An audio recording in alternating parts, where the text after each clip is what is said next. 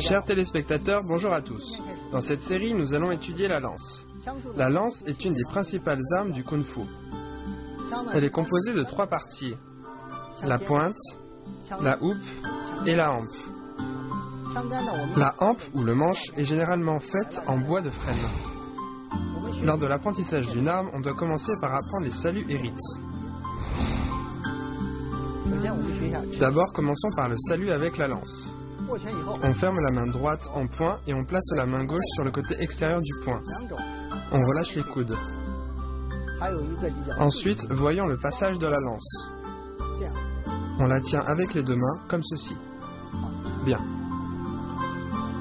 Ensuite, on fait un salut avec la lance. On ferme la main droite en poing. La main gauche est ouverte en paume, posée sur le côté extérieur du poing. Bien. On refait le passage de la lance plusieurs fois. Bien.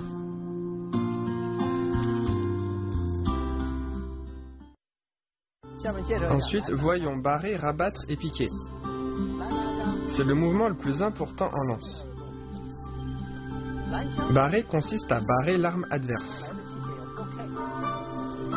Rabattre signifie appuyer l'arme adverse vers le bas. Piquer se fait en piquant l'adversaire devant. La force doit atteindre la pointe.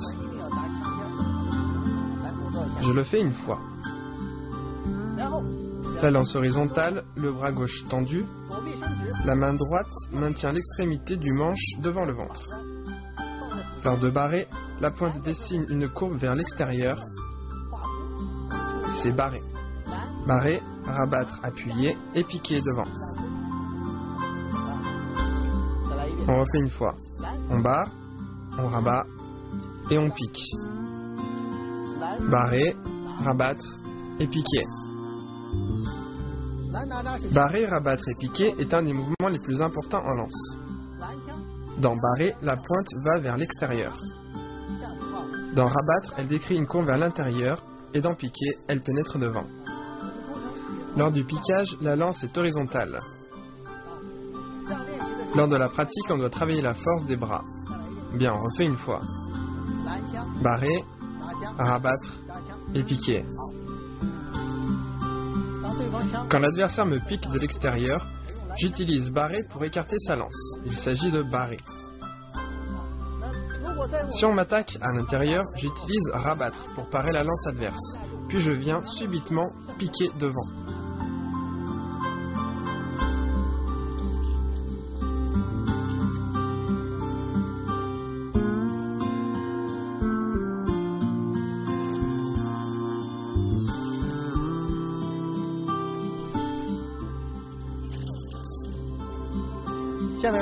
Maintenant, voyons trembler.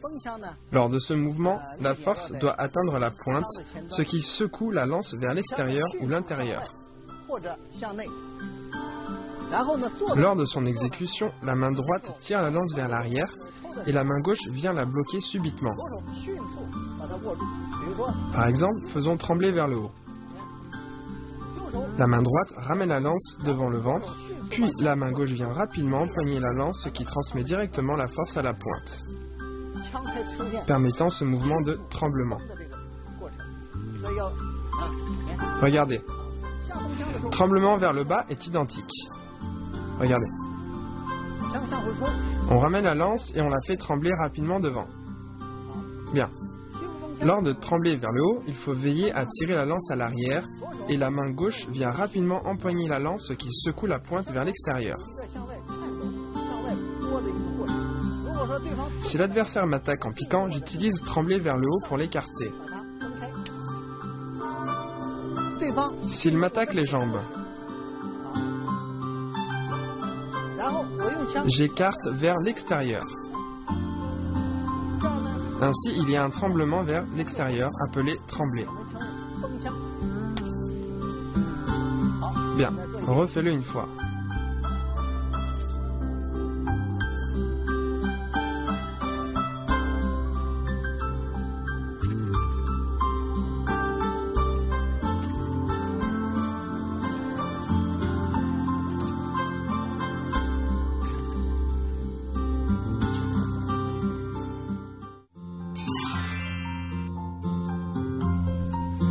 Barrer et rabattre sont des mouvements de défense, dont la rotation ne doit pas être trop grande.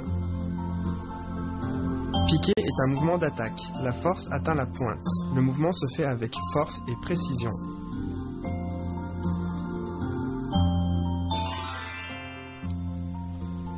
Afin d'assurer la couverture de défense, l'amplitude de tremblée ne doit pas être trop large afin de ne pas laisser entrer l'adversaire.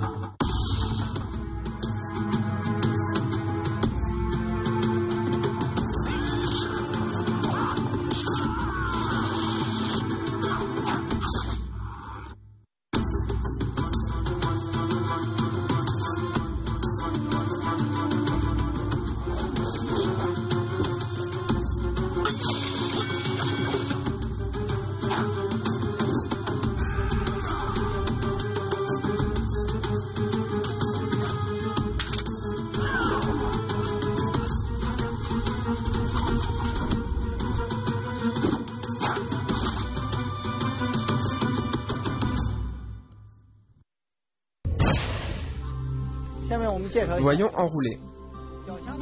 Il s'agit d'un mouvement circulaire décrit par la pointe.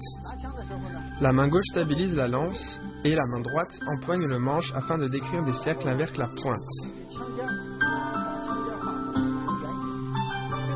C'est surtout pour embrouiller l'adversaire lors d'une attaque. Durant la pratique, il faut veiller à décrire un mouvement bien rond et on peut combiner avec les pas.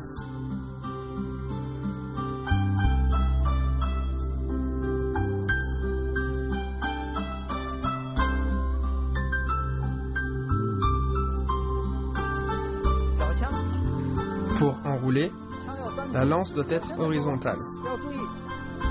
La main gauche donne un point d'appui et la main droite empoigne le manche. Puis on décrit les cercles avec la pointe pour embrouiller l'adversaire et attaquer un endroit dont il ne s'attend pas. Bien, fais-le une fois.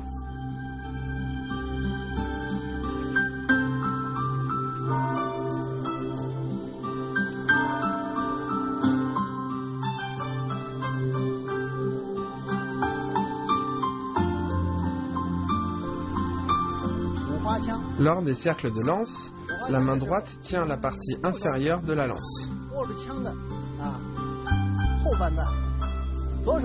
Pour la main gauche, le majeur et l'index sont séparés et pincent la lance. La main gauche peut monter et descendre durant le mouvement.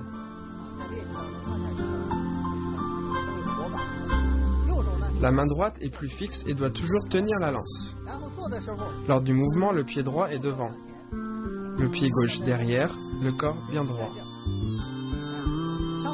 La lance va vers le bas, on l'appuie sous l'aisselle, puis on tourne le corps, ce qui fait tourner la lance de chaque côté du corps. On l'appelle les cercles de lance. Au début, la rotation se fait lentement. Plus on maîtrise, plus on accélère.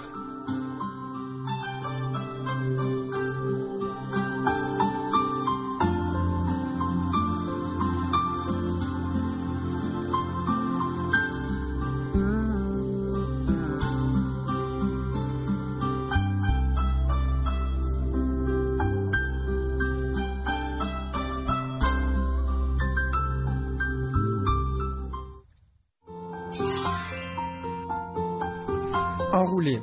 La main gauche comme point fixe, la main droite ne doit pas être trop serrée. On peut combiner avec les pas.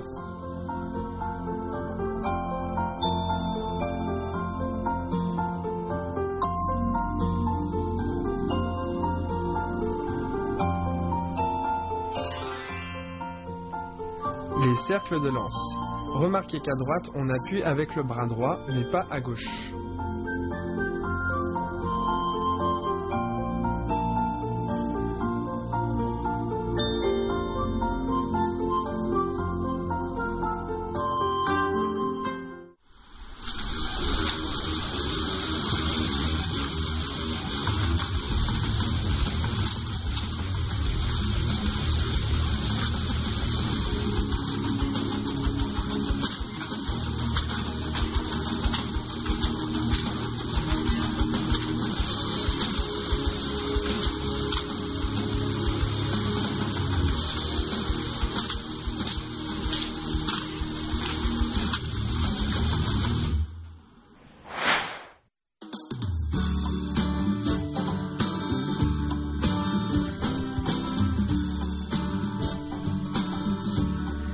La lance vient de la pique dont la forme est très simple, une pointe et un manche.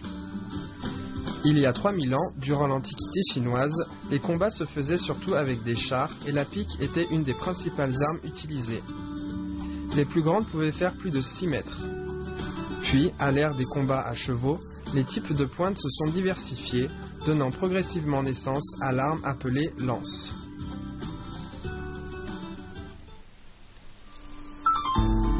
Les exercices de base de la lance sont essentiels. Lors de la pratique, il faut travailler un ensemble comprenant pas, mouvements de corps, souplesse et force.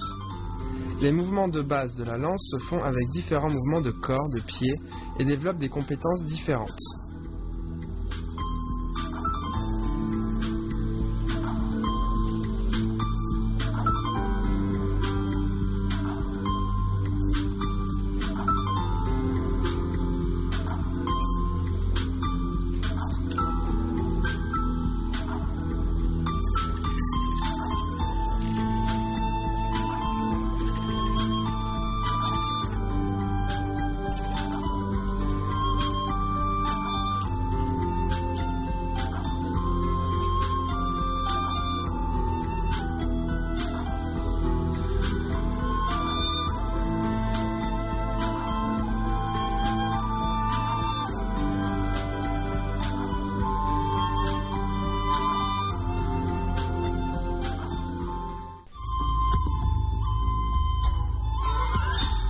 Pour finir, regardons ensemble les mouvements des 2 premières parties de la forme de la lance. Lors du prochain cours, nous allons commencer à étudier ces mouvements.